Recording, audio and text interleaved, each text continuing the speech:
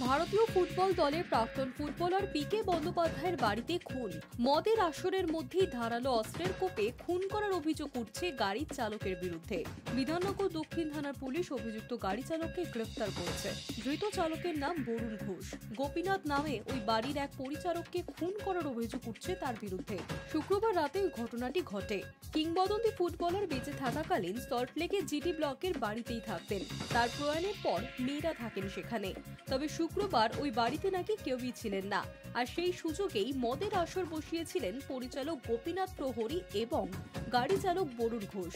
অভিযোগ, মদ খেতে খেতে বচসায় জড়িয়ে পড়ে তারা। ঝগড়াঝাটির মাঝে রান্নাঘরে চলে যায় বরুণ। সেখান থেকে একটি ধারালো ছুরি নিয়ে আসে। অভিযোগ, কিছু বুঝে ওঠার আগেই পরিচালকের উপর ছুরি হাতে ঝাঁপিয়ে পড়ে এলো পাথারি কোপাতে থাকে। ঘটনা জানাজানি হওয়ার পর পুলিশ রক্তাক্ত অবস্থায় ওই পরিচারককে উদ্ধার করে নিয়ে যাওয়া হয় বিধাননগর মহকুমা হাসপাতালে। তবে ততক্ষণে সবকিছু শেষ। চিকিৎসকেরা তাকে মৃত বলে ঘোষণা করেন।